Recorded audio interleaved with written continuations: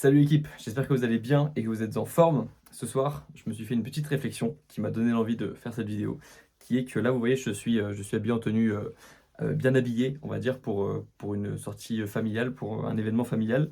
Et dans 30 minutes, parce que là, je viens de rentrer de l'événement, dans 30 minutes, je serai dans cette tenue-là. Donc, une tenue Gymshark, évidemment, parce que je vais à la salle de sport, en gros, hein, c'est ça l'idée. Mais en fait, je me suis dit que les moments dans ma vie où j'étais le plus heureux, c'était des moments où j'avais une double vie, entre une vie, étudiante par exemple et une vie sportive ou, une vie étudiante, une vie sportive et une vie de youtubeur. Là, c'était la triple vie que j'ai vécue, ces dernières années et c'est aussi pour ça que, par exemple, je sais pas si vous l'avez remarqué, mais dans mon studio, il y a vraiment 2 parties.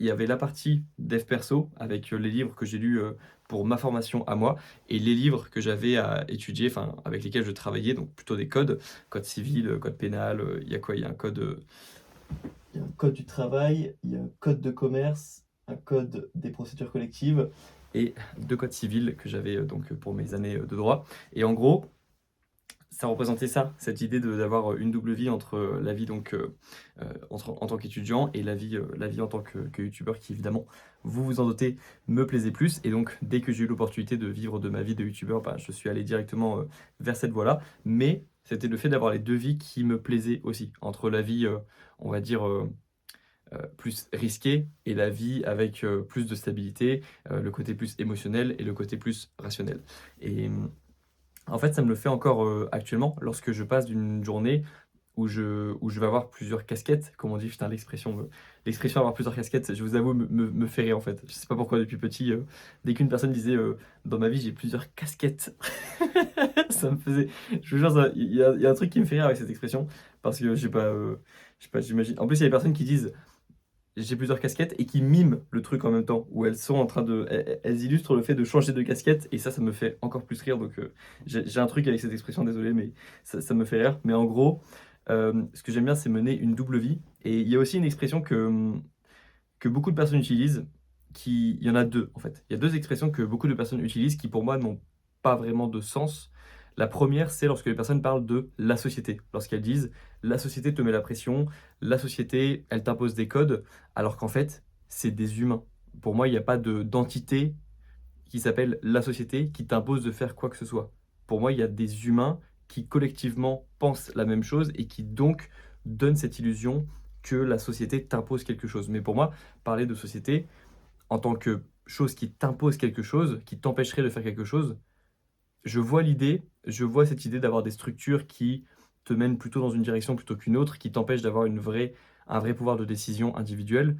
Mais j'aurais tendance à dire que c'est plus intelligent d'utiliser le mot «humain» et que c'est plus, hem, ça t'apporte plus de liberté, même rien que d'utiliser le mot «les humains» au lieu de dire «la société», parce que ça te montre que c'est simplement des individualités, que c'est simplement des individus qui composent la société. Mais qu'il n'y a pas une grosse entité qui va t'empêcher de faire, quoi que ce soit en fait, je pense. En tout cas, c'est ma vision des choses et moi lorsque j'ai pensé, au lieu de dire la société, je me forçais à dire des humains parce que du coup ça mettait moins de poids sur ce gros mot, ce mot qui fait peur qui est la société. En fait, la société, ce sont des humains et donc si tu arrives à comprendre les humains, déjà tu comprendras mieux la société mais surtout, tu ne devrais pas avoir peur d'autres humains. Ce sont des gens comme toi, donc tu pourrais prendre des décisions. Il ne faut pas avoir peur de parfois prendre des décisions qui vont pas plaire à d'autres humains de l'autre côté du spectre, si toi, ça te permet de vivre mieux ta vie. Enfin bref, c'est un petit peu,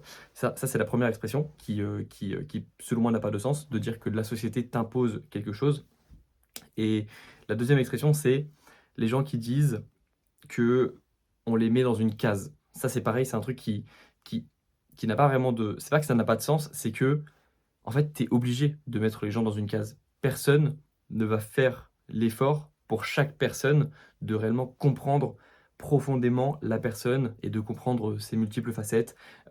Comment est-ce qu'elle réagit? Pourquoi est-ce qu'elle réagit comme ça par rapport à son histoire, par rapport à ses anticipations, et ses attentes du futur? C'est trop compliqué. Même moi, je pourrais et même nous, je pense, on se comprend pas à 100 et on essaie de se comprendre un petit peu plus.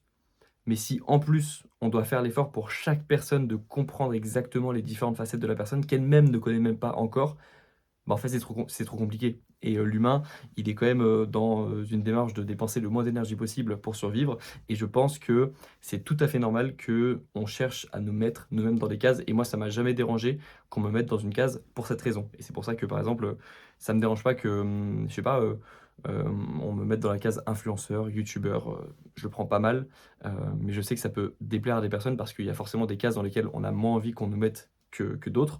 Moi, ça me dérange pas personnellement, mais c'est vrai que, j'ai compris assez vite que on nous mettait dans des cases aussi en fonction de ce qu'on reflétait dans l'environnement dans lequel on était et par exemple, je sais que moi j'ai un look de 1er de la classe. Lorsque je mets un costard comme ça, j'ai un look du mec qui se met au premier rang, qui pose des questions au professeur et qui, dit: «J'ai foiré mes contrôles» alors qu'il a 18. Ça, je sais que je peux pas empêcher les gens de penser ça de moi lorsque je suis dans ce contexte-là.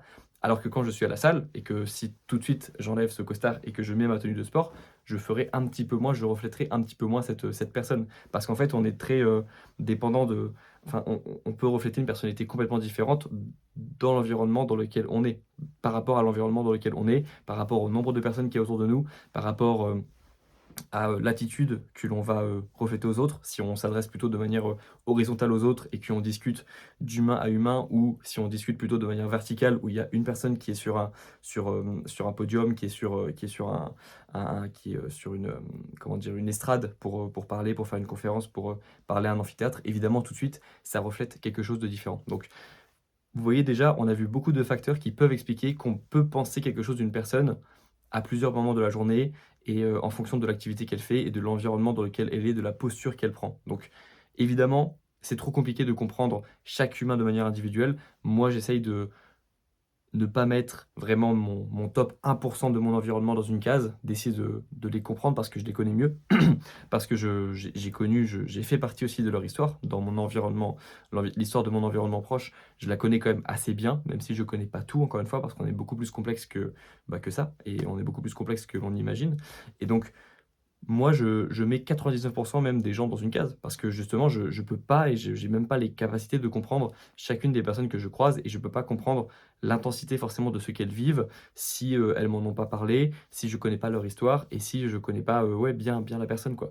Donc par rapport à cette expression de se mettre dans une case, de mettre les gens dans une case, ne le prenez pas mal, je pense que c'est quelque chose de normal. Je pense que c'est quelque chose, qui peut paraître dégradant parce que nous, lorsqu'on connaît notre histoire, les galères qu'on a vécues, tout ce qu'on a vécu en fait, parce que nous évidemment on l'a vécu à la première personne et parfois on sait à quel point et vous savez à quel point on peut, vivre quelque chose intérieurement de très intense, alors que les personnes autour de nous ne se rendent pas compte de ce qu'on vit à ce moment-là et on sait à quel point nous, on peut vivre des choses dans l'ombre sans en parler à personne et que on ait l'impression que personne ne comprenne ce qui se passe dans notre tête à ce moment-là, ou pire, que les autres pensent que l'on vit notre meilleure vie alors qu'intérieurement on se sent mal.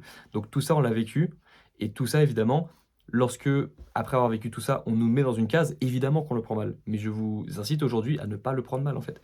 Parce que vous savez au fond que vous êtes plus complexe que ça. Vous savez, normalement vous devriez savoir que les gens ne vont pas forcément faire l'effort de vous comprendre à 100 parce qu'ils n'en ont pas les capacités, ils en ont pas l'envie et même c'est bien aussi de ne pas se dévoiler à 100 à trop de monde. Je pense que c'est bien de garder un noyau dur de personnes à qui on va se confier, mais pas, faire en sorte que trop de monde nous connaisse trop bien, si vous voyez ce que je veux dire et et puis voilà, en fait, ne le prenez pas mal si on vous met dans une case, tout le monde le fera. Vous reflèterez forcément quelque chose, en fait. Qu'importe ce que vous fassiez. Oula, j'espère que j'ai pas dit une connerie. J'espère que en plus, j'ai 2 professeurs de français qui sont pas très loin, donc si je dis des bêtises, quoi que vous oh, je crois que j'ai dit une dinguerie. Quoi que vous faites, je suis pas sûr de ça. Quoique quoique vous quoique vous peu importe ce que vous allez faire, voilà, on va le dire comme ça, peu importe ce que vous allez faire, vous allez forcément refléter quelque chose. Et même si vous ne faites rien, vous allez refléter quelque chose. Parce que le fait de ne rien dire, vous allez paraître comme quelqu'un de, je sais pas, plus timide, plus introverti, plus réservé, moins bavard, etc. Donc, peu importe l'activité que vous allez faire, ce que vous allez dire ou ne pas dire, vous allez refléter quelque chose. Et donc, on va vous mettre dans une case. On va dire, lui, elle est comme ça. Mais ce qui est bien, c'est que vous pouvez ensuite donner tort à des personnes. Si vous avez envie de leur donner tort, par exemple, moi, je sais que parfois, même dans les amitiés que j'ai eues ou même les relations que j'ai eues, parfois la personne, elle avait un a priori assez négatif sur moi parce que je reflétais quelque chose sans m'en rendre compte ou par mon attitude. Et ensuite, la personne m'apprécie plus parce qu'au départ, comme elle était partie d'un mauvais a priori sur moi, bah, en fait, j'avais que des chances de m'améliorer. Parce que si une personne et c'est ça le problème aussi avec, le fait d'avoir une communauté sur YouTube ou d'avoir, des abonnés, des fans comme on dit qui sont très fidèles ou qui sont complètement fans, c'est qu'ils partent avec un a priori hyper positif sur la personne et donc s'ils la rencontrent en vrai ou si un jour la personne les déçoit, bah, là, la chute, elle est terrible, en fait, pour la personne. Alors que le fait de partir d'un a priori négatif, fondamentalement, tu peux pas forcément, tu peux que rendre la personne plus fan de toi. Enfin, tu peux que rendre la personne plus, qui faire en sorte que la personne t'apprécie plus. Et moi, je sais que alors pas dans mes amitiés vraiment très proches parce que ça a tout de suite bien matché avec, mes amis d'enfance et les amis, que j'ai rencontrés après dans ma vie qui sont devenus, qui font partie de mon noyau dur. Mais c'est vrai que, par exemple, même dans les relations, j'ai pas toujours, bien, réa j'ai pas toujours eu un bon a priori. J'ai pas toujours, bien géré mon premier a priori. Et je sais que j'en avais parlé aussi sur Instagram un jour, mais je sais que même dans les personnes qui me suivent sur les réseaux, il y a des personnes à qui je reflétais quelque chose, qu'elles n'appréciaient pas au début. Il y a des personnes qui m'ont dit, que la première vidéo qu'elles ont vue de moi, elles m'ont pas forcément apprécié. Donc ça, c'est normal, mais parfois, c'est même pire que ça. Parfois, elles me trouvaient pas humble, parfois, elles me disaient que, j'avais l'air de tout savoir et donc que je reflétais quelqu'un d'arrogant. À l'inverse, il y a des personnes qui m'ont dit que je reflétais quelqu'un de trop, de pas assez, expressif, de pas assez, motivant, de pas assez, convaincant, c'est ça le mot que je cherchais.